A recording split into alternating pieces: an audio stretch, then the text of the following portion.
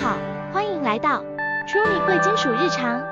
今天我们要谈论黄金标准及其在历史上的应用。黄金标准这个词或许有些陌生，从19世纪70年代至20世纪初，以及20世纪20年代晚期至1932年，黄金标准是国际货币制度的基石。然而，到了1971年，当美国决定结束美元兑换黄金的可能性，布列敦森林制度也随之瓦解。我们可以看到黄金标准的3种主要形式：金币本位制、金块本位制和金兑汇本位制。在金币本位制中，金币在国与国之间流通，并保证将纸币兑换成固定量的黄金。金块本位制时，金币不再流通，而是由中央银行保证将流通货币兑换成黄金块。而在金兑汇本位制中，国家保证将货币兑换成黄金和其他国家货币。在历史的脉络中，黄金标准的实施和放弃经历了多次变化。一般来说，储备黄金在金本位制中扮演着重要的角色。黄金作为国家的外汇储备，提供了稳定和信任的基础，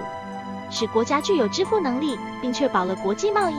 但是，我们也必须要认识到，黄金标准并非完美无瑕。由于黄金供应受自然因素和矿产开限制，无法迅速扩大并对经济需求的快速增长，因此黄金标准无法将一国经济完全隔离于全球经济的衰退或通胀影响之外。在当今国际货币体系中，黄金标准已经不再占主导地位，而是以浮动汇率制度和其他货币安排为基础。尽管如此，黄金仍被视为一种重要的资产和避险工具，许多国家和投资者都将黄金视为保值和多元化投资的重要手段。因此，深入了解黄金标准的历史和影响，有助于我们更好地理解货币制度和金融体系的发展，以及如何在保持经济稳定与弹性之间取得平衡。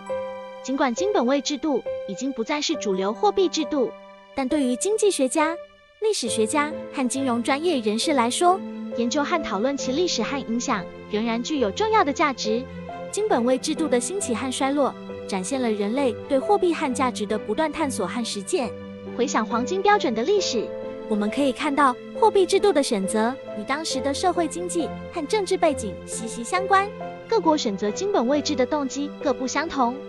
有些是为了稳定经济，有些则是为了提高国际信誉和地位。然而，实施金本位制也面临着挑战和限制，如黄金供应的不足以及全球经济的相互影响。随着时间的推移，货币制度已经变得更加复杂和灵活，如浮动汇率制度、货币联盟以及央行政策的灵活调整。这些变化反映了全球经济的复杂性和多样性，以及应对不断变化的经济环境的必要措施。对于投资者来说，理解黄金与货币之间的关系也非常重要。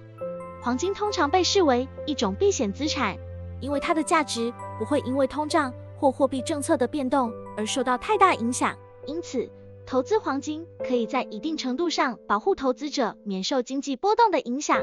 黄金价格会受到许多因素的影响，包括全球经济状况、货币政策以及市场对黄金需求的变化。因此，投资黄金并非完全没有风险。黄金在当今的金融世界仍然扮演着重要的角色，无论是作为投资工具还是国家储备的一部分，黄金都提供了经济稳定和财务保障的重要保证。在这个影片中，我们详细探讨了黄金本位制度的历史影响，以及它如何塑造了我们今天的货币和金融体系。希望这个影片能帮助你更深入地理解金融世界的运作。如果您喜欢我们的影片，请给我们一个赞，并与你的朋友分享。如果您有任何问题或想了解更多资讯，欢迎留言告诉我们。记得订阅我们的频道并开启小铃铛，才不会错过最新影片。我们下次见。